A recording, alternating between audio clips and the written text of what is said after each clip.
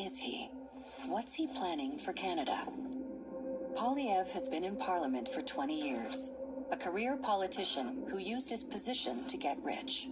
That's why he's pushing an agenda to help rich people like himself and hurt everyday Canadians. When it comes to pensions, he's in a class of his own. Literally.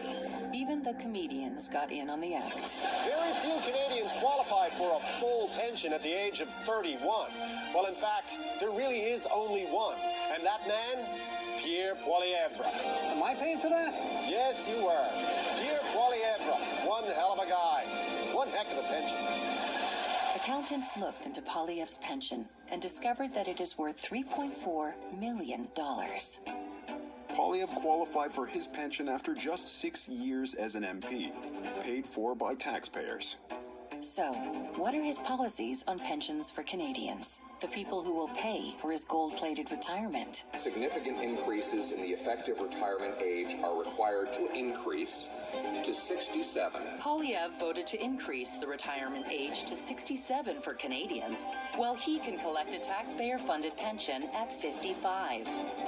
Poilievre voted against raising Canada pension plan benefits. CPP payments average only $815. Poilievre's personal pension will pay more than 20 times the average CPP benefit, over $16,000 every month. Poilievre fights against better pensions for Canadians, but he's certainly getting his. That's why I welcome every single time. They talk about my experience in government is doing the exact same things that I would like to do in the future. Poilievre voted against raising the minimum wage. Poilievre voted against raising the minimum wage. Then he voted to give government the power to eliminate sick leave for workers. In 2024, Poilievre voted against raising the taxes for the richest 0.3%. He voted against closing tax loopholes for the wealthy. Poilievre's so committed to helping the rich, he even voted against luxury tax on yachts. What about housing? Last time Poilievre and the Conservative Party was in power, 800,000 affordable homes were lost. For part of that time, he was a minister in charge of housing. Now he is planning to abolish housing programs that will build hundreds of thousands of homes across Canada. I think it's just partisan policy and partisan politics, and it's municipalities that are going to pay the price for it. Wonder why Poilievre doesn't understand the housing challenges people around the world are facing? Parliamentary records show that he and his family are residential landlords. You co-own a real estate investment firm in Calgary, and your wife also owns a rental property in Ottawa that she doesn't live in.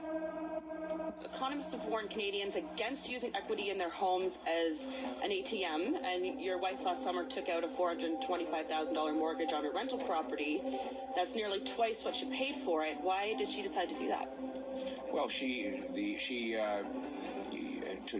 followed all of the rules. Poilievre is a rich landlord. Where does he live?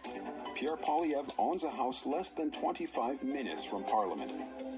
But when he became party leader, he moved out of his family home and into a 10,000 square foot government-owned mansion worth $4.5 million. Along with a personal chef, housekeeper, and groundskeeper, all paid for by taxpayers. Poilievre, a landlord living in a mansion paid for by taxpayers and voting against new housing for Canadians. For 20 years, Poilievre received subsidized dental care. Subsidized by taxpayers, that is. In 2022, Poilievre and the Conservatives voted against dental care for children and seniors.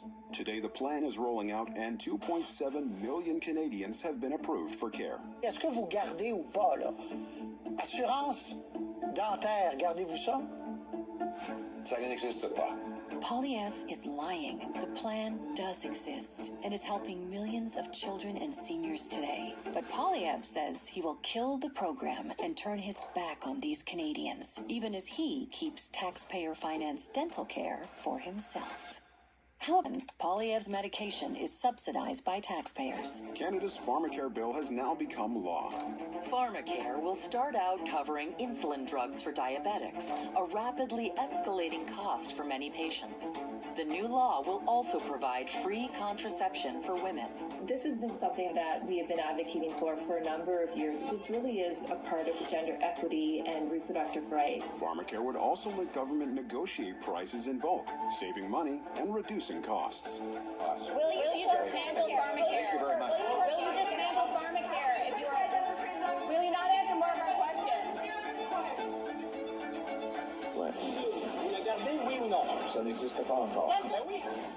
Finally, the Pharmacare plan. But why fight so hard against something supported by 87% of Canadians? Several executives and dozens of lobbyists have attended conservative fundraisers headlined by Poilievre. There have been more than 50 of these events since 2022, including at homes in some of the wealthiest neighborhoods in Montreal and Toronto. Once the Pharmacare legislation was announced, Poilievre and his team met with dozens of executives from pharmaceutical and insurance lobby groups.